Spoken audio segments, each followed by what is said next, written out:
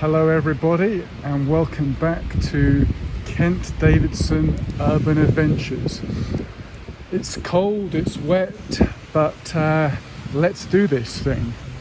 We are on Oxford Street in central London, and the first recording of today is going to be the backstreets of Soho, the hidden secret little nooks and crannies of the famous central London district of Soho. So we'll see what we can discover, and as I've got one hand on the umbrella, it's going to be tricky to operate the zoom, but apart from that, hope to get you some good footage today. It is Saturday, January the 30th at about 12 noon, and as I said, we are on Oxford Street. Temperature is about 3 degrees Celsius, that's high 30s Fahrenheit, so not a huge problem.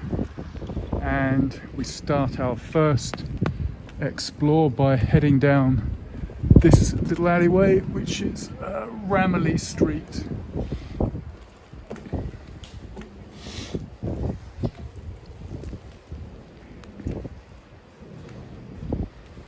I was watching another YouTuber, Johnny Stride's channel, who covers Toronto in Canada, and his piece from a couple of days ago was filmed in, I think it was -7 Celsius, about 12 Fahrenheit. So it was pretty cold, and just showing you these sort of back areas of Soho. You've got this Ramilly's Place, and you can see it's the arse end, shall we say, of the frontage places. And this here is the photographer's gallery, and it's a shame because it's a place where they do some pretty interesting exhibitions, and there's a decent cafe there.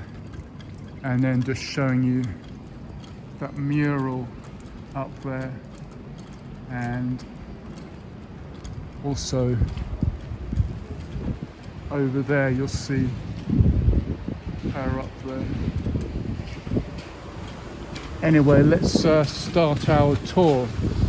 So Soho is an area that has a lot of historical connections going back to the 18th century. It was a place where the Huguenots, the French Protestants, sought sanctuary during the wars in Europe in the 18th century, and it's been a place of immigration for many centuries and decades. There's been several groups well connected to it: the Irish, the Italians, Greeks, etc. But rather than go over the whole history of the area, I thought I'll just give you a visual treat if I can, and show you some of the looks that Soho is presenting in 2021.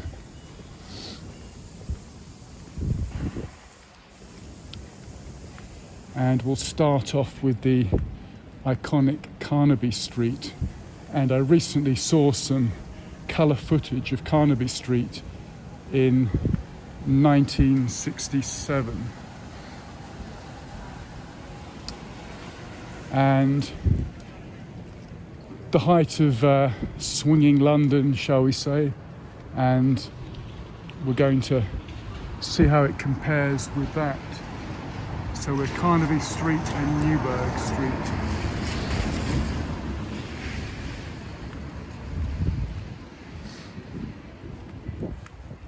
Yeah, I suspect it won't come out too favourably with a comparison.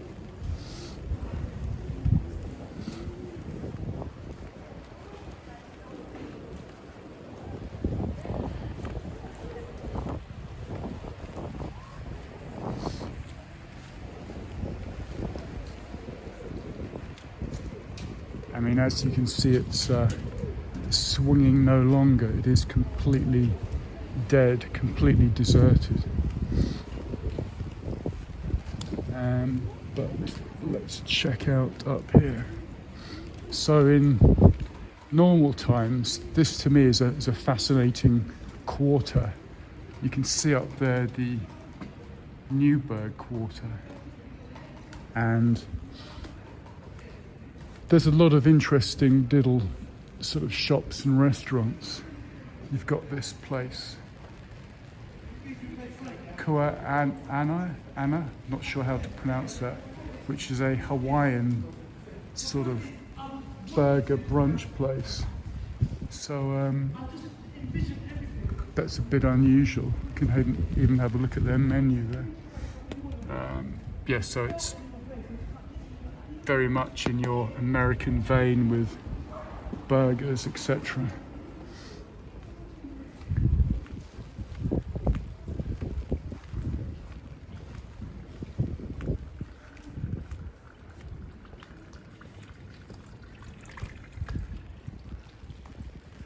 And some pretty nice coloured seating there.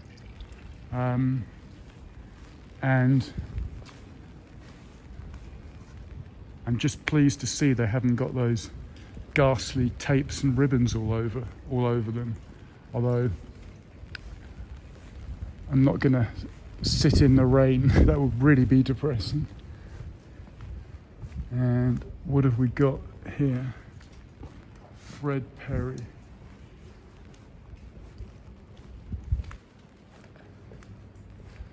And that's a shame. This is the Red Wing Shoe Company, or rather it was. I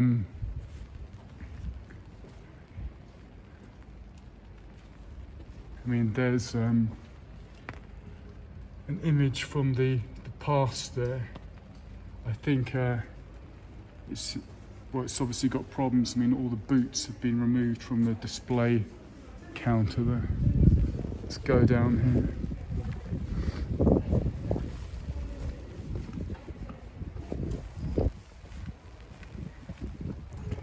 Yeah, it's set for rain all day today, so I'm hoping to get at least one recording in, probably two and hopefully three.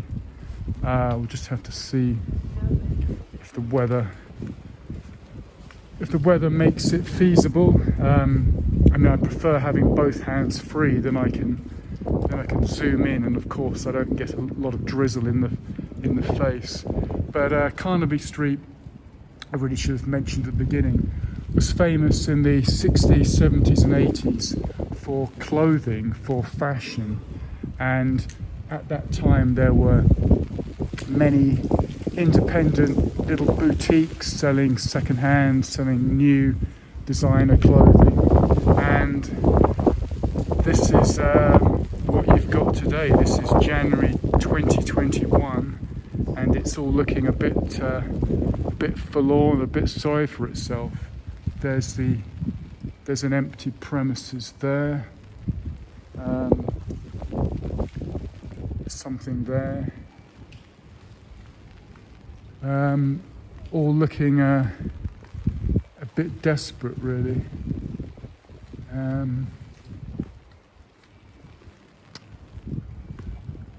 Although there's a interesting wording here. Time is what you make of it. That's one to reflect on there, really. That's a Swatch store.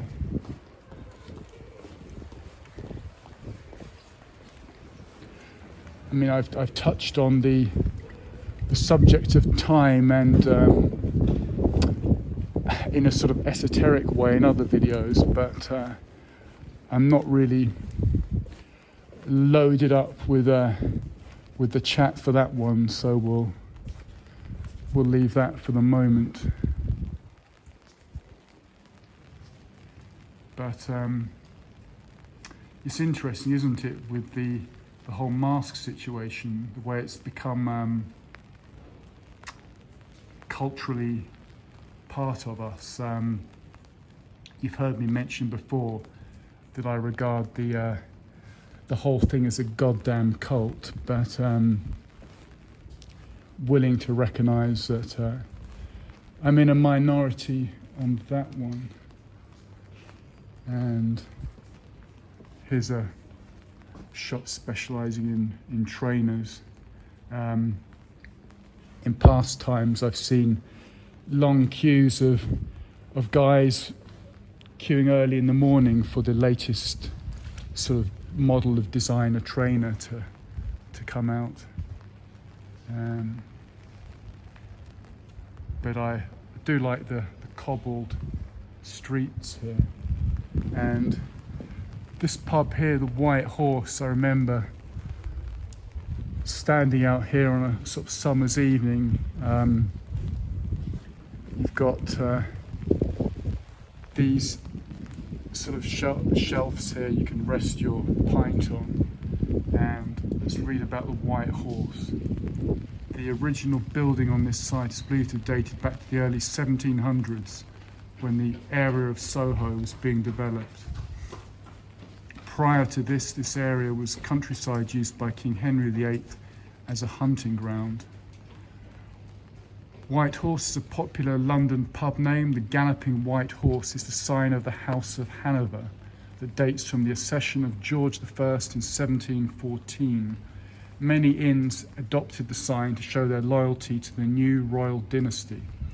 In the 1930s, the original White Horse was rebuilt, blah, blah, blah. In the 60s, London saw a rise in the fashion, music and art industries, known as swinging London.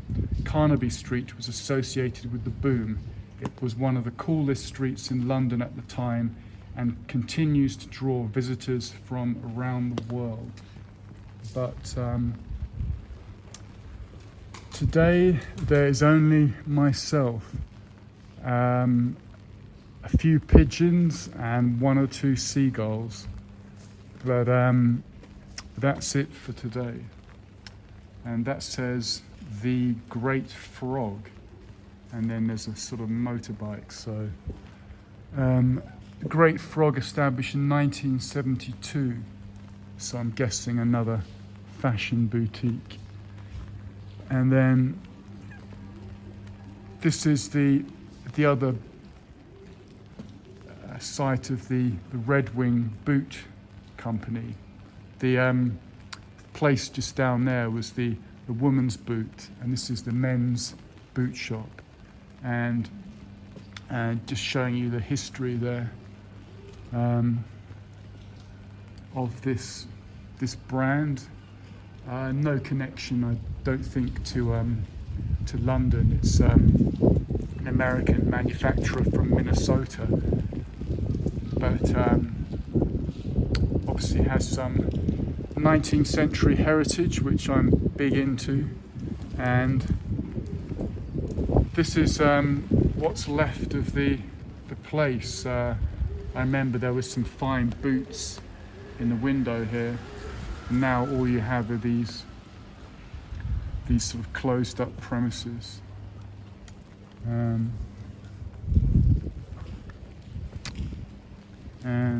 what's around here? Ugly Dumpling, this place is called.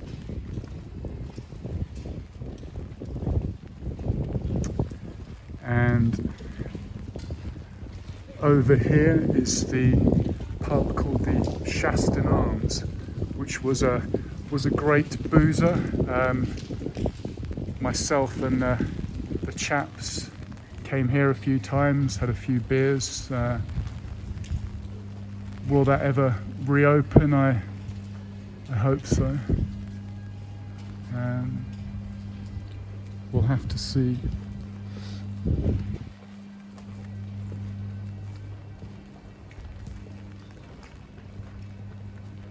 So to recap, we've been standing on Newburgh Street in the Newburgh quarter, just adjacent to Carnaby Street, which is just round the side here.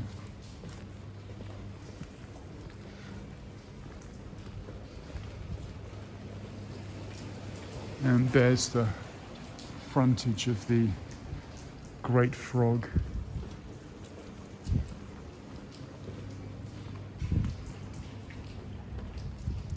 And there's another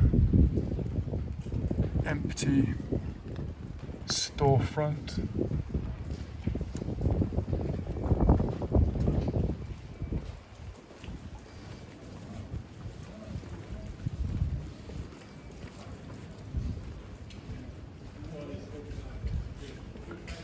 And showing a very quiet and subdued Carnaby Street. So is this really...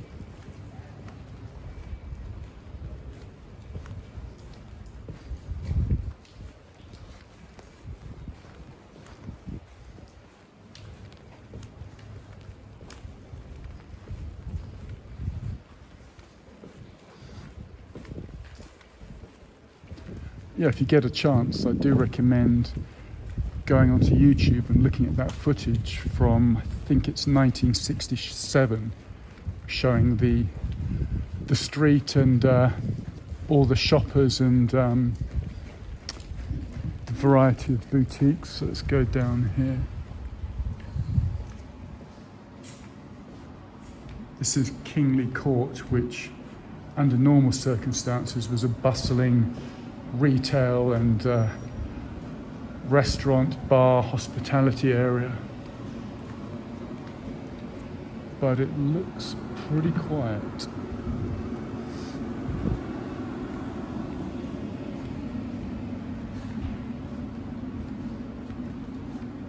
We'll go upstairs, although I figure everything is closed.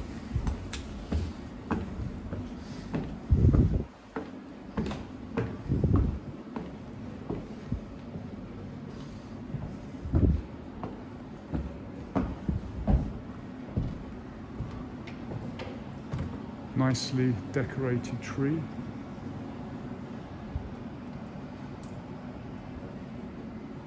Let's go another level up.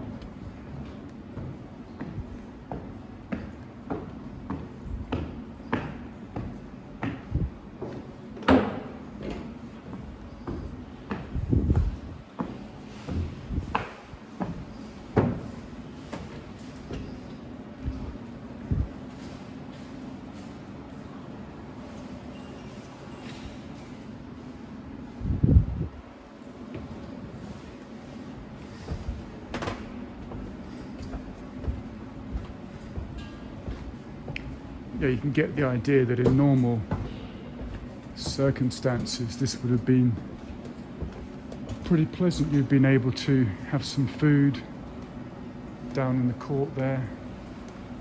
Would be pretty nice.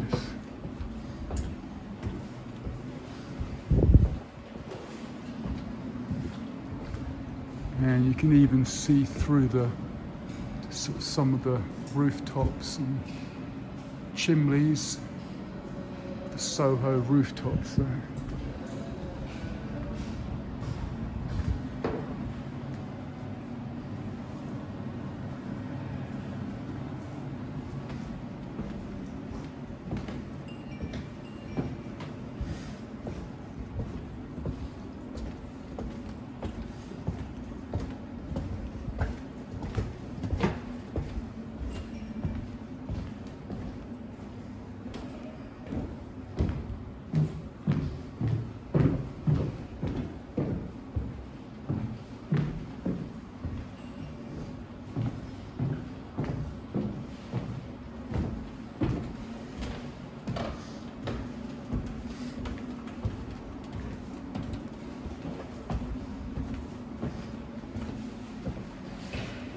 Wow, that's a large bottle of something.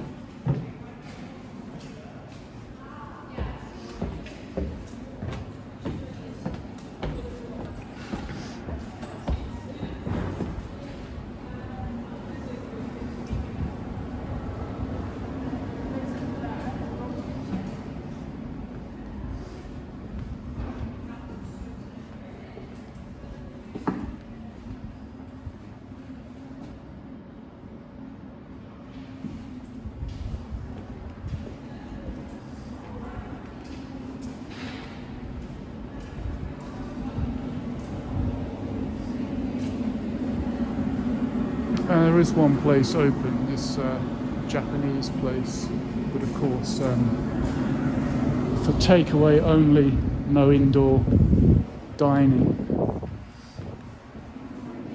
And I think I had a meal in there, had some tasty Japanese food in there. Sushi, that's it, I forgot the name of it. The ones where they revolve around the table.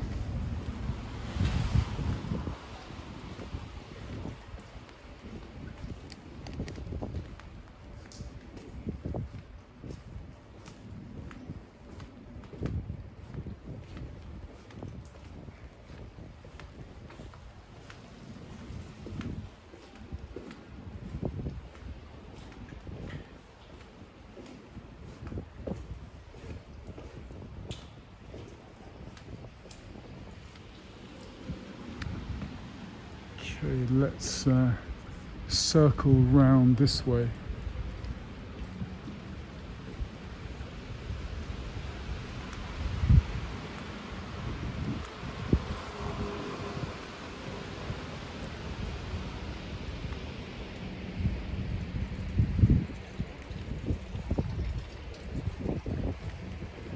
And this is Kingly Street, where we've come round the back of that Kingly Court I just showed you.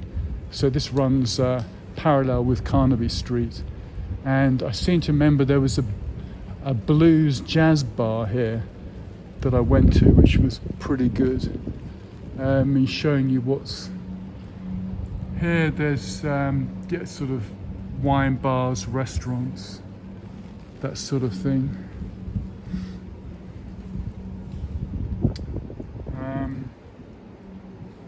I like the cushions there. It's a bit unusual. And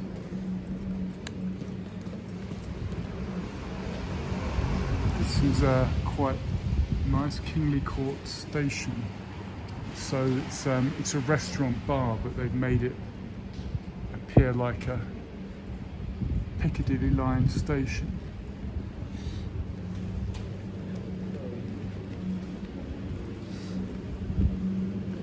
And showing you some of the fashions of winter 2021. CK, Calvin Klein, of course.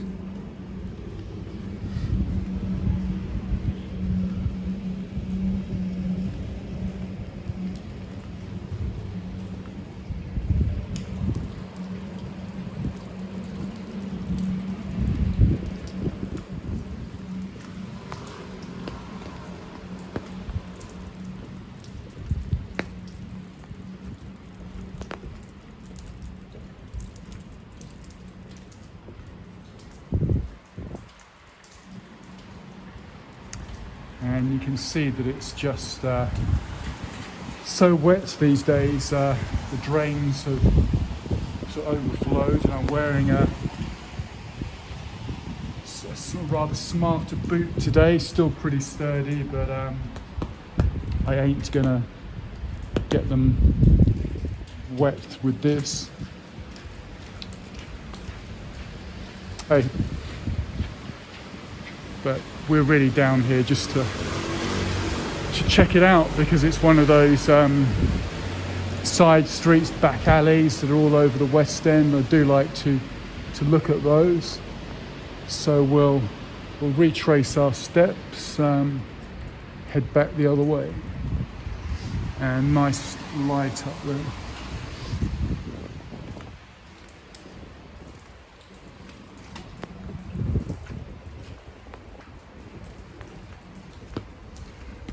So I think I should say, in case I didn't introduce it at the beginning, this is the West End of London, which is right in the heart of central London and is a very popular retail bar and restaurant destination. So there's a bit of everything here in normal circumstances, but these times ain't any sort of normal. And I do like this red brick building. Can we spot a date up there? What a drag, I can't operate the zoom, but I think I can see 1887. I mean, certainly it looks the period. So a fine, handsome brick building there, which is now partly this Red Lion pub and also the Wright Brothers Soho Oyster House. And give you an idea of the kind of food you can see there. Mains, you've got tasty stuff.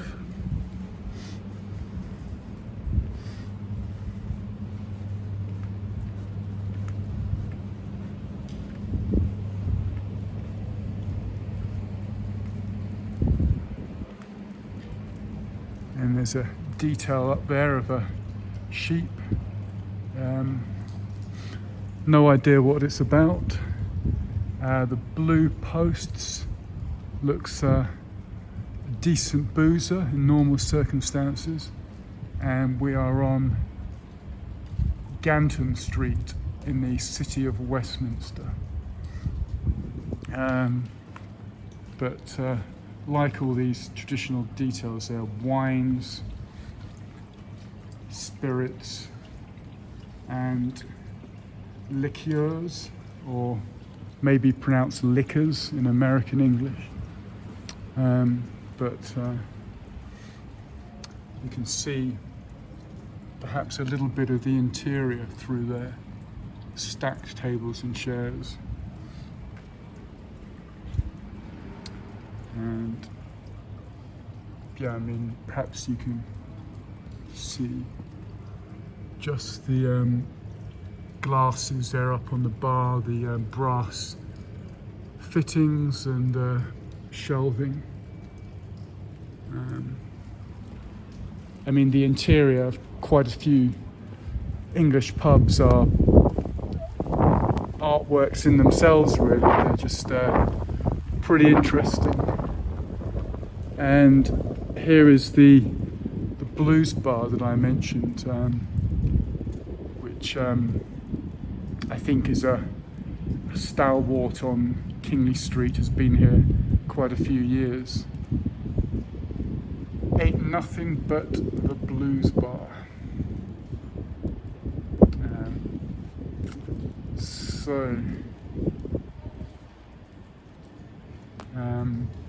Yeah, I mean, that's obviously not going to reopen for some time.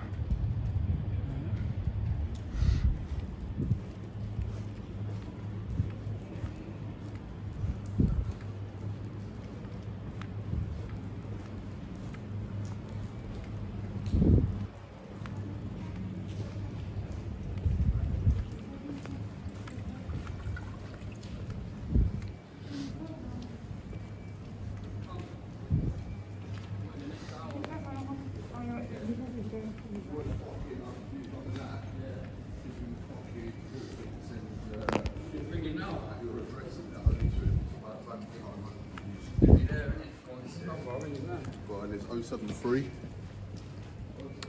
And that's interesting. The lions with the mouth rings, a motif that we saw, of course, on the fountain outside St Paul's Cathedral, and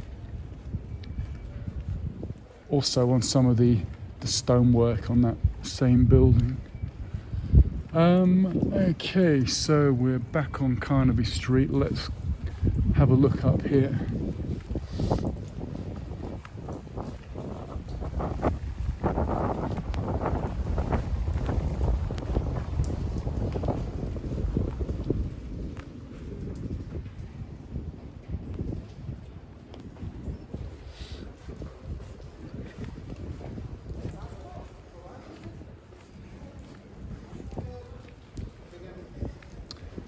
And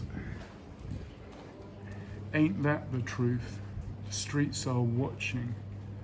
Apparently there is, or there was, more CCTV cameras in London than anywhere else on the planet. But again, that may not be accurate.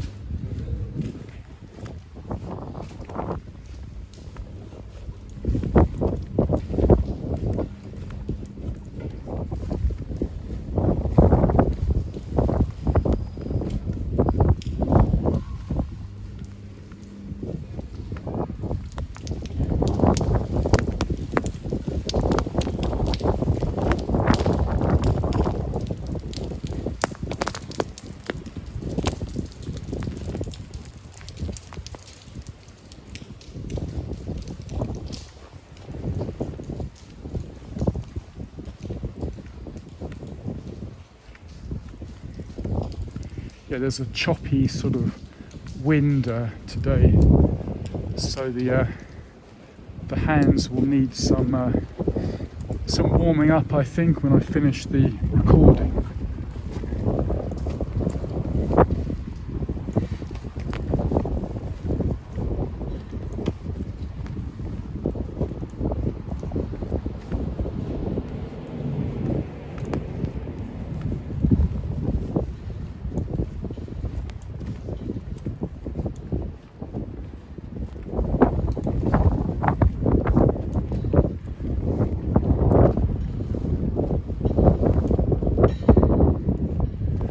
Got one of these umbrellas that's supposed to be super strong and wind resistant to higher winds, so far it hasn't flipped inside out yet, so hoping that that remains the case. And just showing you little passageway down there, looks residential, looks private. What should we get? Can we get two large hot chocolates, please? Sorry. Hello, doggy. Would you go for the dog? For us. Excuse me. Sorry. What, do you need 3 different flavours? And here you've got the John Snow pub, which I do recommend. It's part of the John Smith's chain of pubs, and they do a range of tasty and cheap beers in there. And there's a blue plaque you can just see there. It says Dr. John Snow, founding father of something. Epistemology. I mean, I haven't got my glasses on. I also can't operate the zoom, but he's some notable figure. And we're now in Lexington Street. Let's go down here.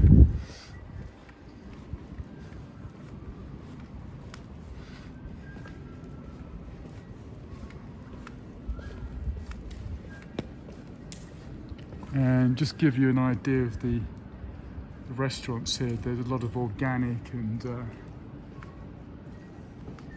vegetarian, just sort of tasty, trendy places. This one here, Mildred's, is famous. And let's have a look. Andrew Edmonds. So just showing you both this building, which is a typical Soho sort of 18th century townhouse, and it actually features I think it's just some sort of art gallery or something. Open by appointment. And there's some period stuff in there, London depictions, scenes from sort of Hogarthian type scenes there.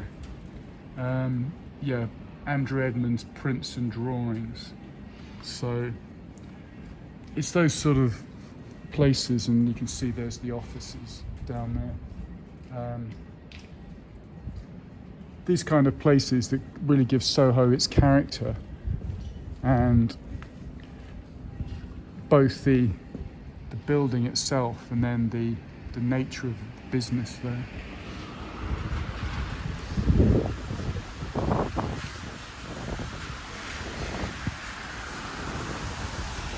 And this is unusual. This is a play on the sort of OXO soup, and yeah, just something a bit different there. And that's Beak Street, and this is Silver Place.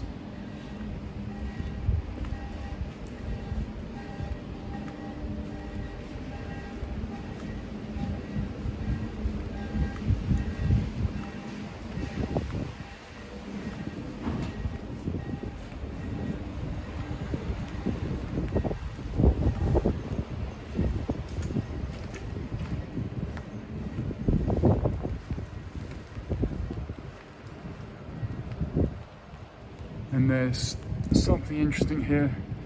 Pargitta Court, or Pargitta Court, originally known as St James's Dwellings, was built in 1888 by the St James's Parish Vestry. The flats were intended to house local working people, and the vestry ordered the iron guardrails still in front of each window to encourage a taste for window gardening. In 1985, the flats were acquired by the Soho Housing Association for renovation to provide sheltered accommodation for elderly residents. The new flats were opened by Sir Christopher Benson, Chair of the Housing Corporation, on 14th of December 1990. And I'm fighting a pretty strong wind there. Wow, that was almost threatening to put the question to its manufacturers about whether it could actually survive being flipped inside out, but it's just about held on there.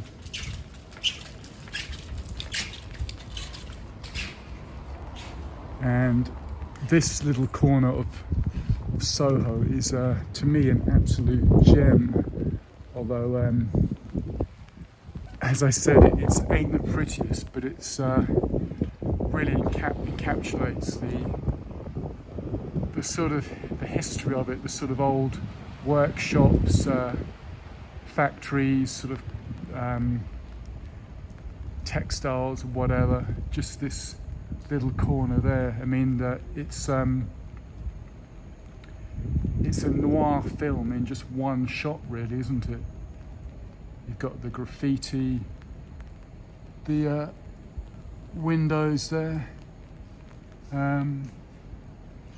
just a special corner.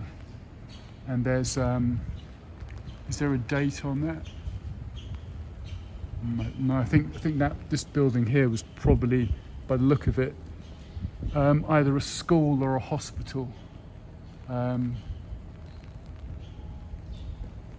it's just a quirky special corner. Okay, let's go up here.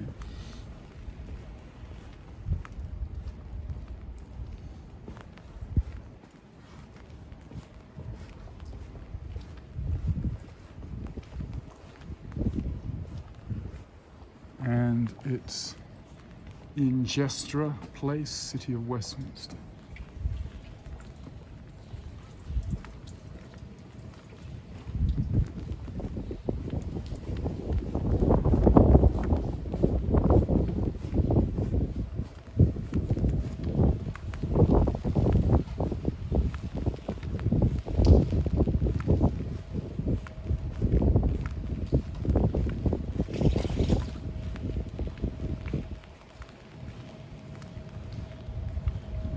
showing you that building over there. And there's something on the top there. I can see Saint something. Looks like the word distilleries. They're all dwelling. Oh, they're dwellings. Again, without the glasses, I cannot read it. But part of your sort of original Soho look. Let's pop back down here.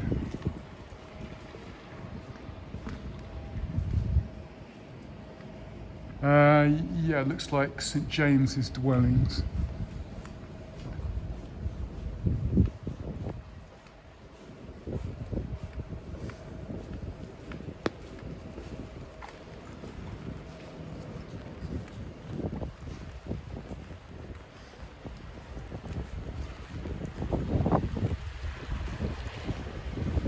And then this is iconic, these street lights here.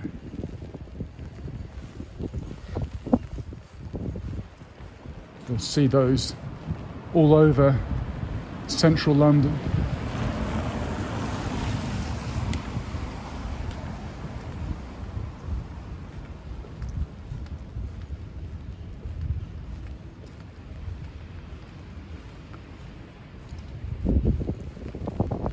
And here you've got, as I've shown before, the classic public toilets, public conveniences with the black wrought iron railings, the white porcelain or enamel sidings there. The Westminster Council or the local boroughs have all sort of closed these up, but just for their design, I mean, they're just such an interesting feature. Broadwick Street public toilets.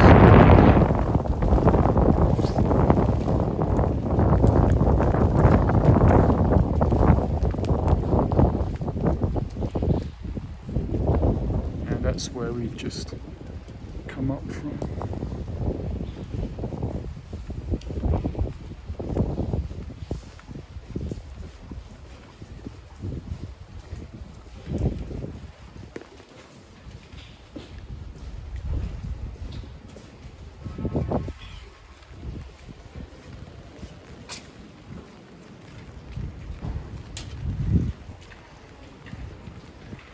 And here you've got the Week magazine, all you need to know about everything that matters. Not sure about that, but anyway. And this is a great record shop, and it's sad that it's again possibly going to be a victim of the current climate.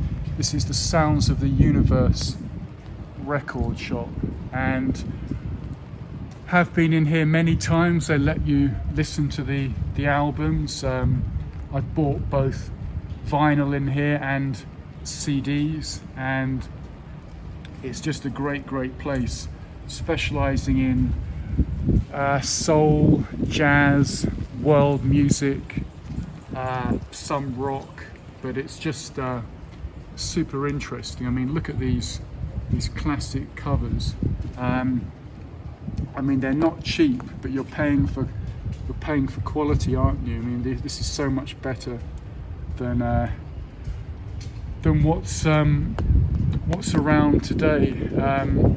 I mean, I'm a huge user of Spotify, but if at any point I do get another record player, then I'd like to start collecting again. I mean, look at that album, Tenderlonious, Ragas from Lahore. I would like to hear that.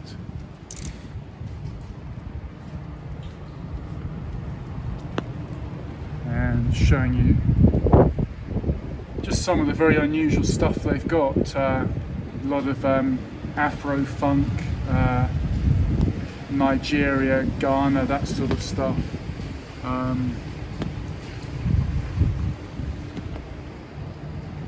I mean, these kind of independent record shops are just gems in my book, just really great places.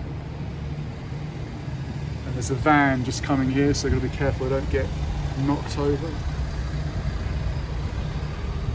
But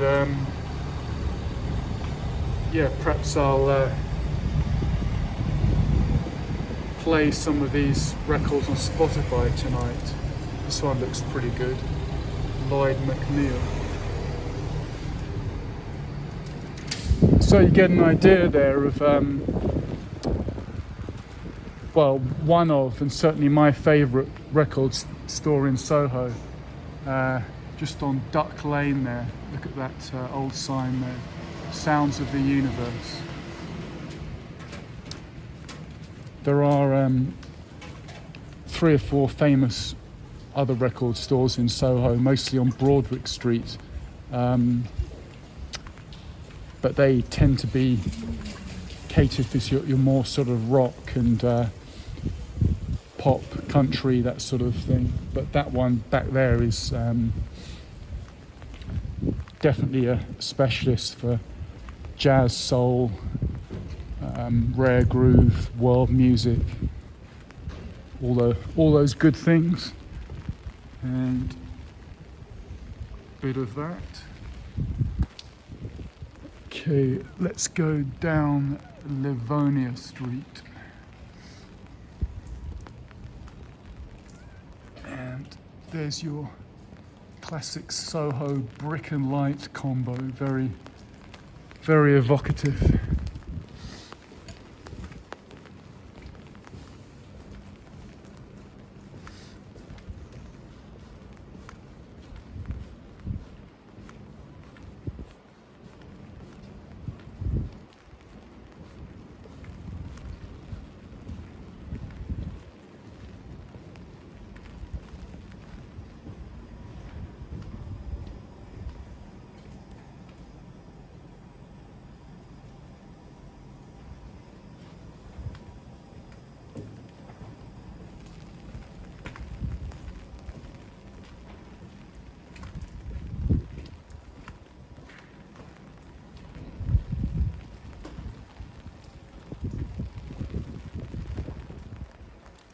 And just look at these brick buildings here. I mean, these would have been muse places originally for horses and stables, and now they're, or they were until recently, sort of craft shops, workshops, just all great places, really places full of character and atmosphere. And there's an example, you've got Film Soho, so your sort of post-production, digital editing, all that sort of thing.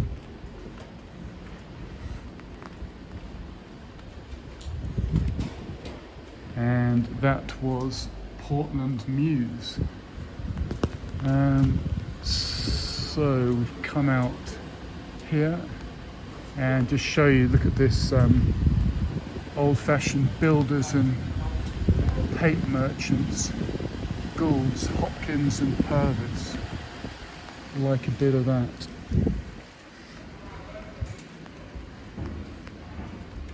Oh wow, and almost missed that, look at that. RN Cattle and Son Limited, Portland Works. And an interesting point is that, I've mentioned it before, so often you walk one way up a street and it's only when you turn around or do what I call 180 that you spot something you've just walked past and missed. So how on earth I'd walked past this and didn't register it, I don't know, but that's something to bear in mind if you're out by yourself and you want to make sure you haven't missed anything. Just periodically just do an about turn, do a 180 and see what's behind you.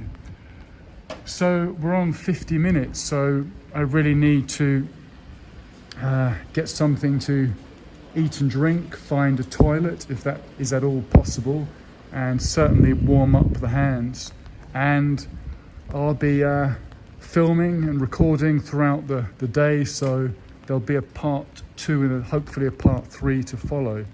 So from a rainy Soho in London's West End on Saturday afternoon, 30th of January, I bid you goodbye. If you like what you're looking at and you want more of the same, check out my channel, which is Kent Davidson Urban Adventures. Thank you and goodbye.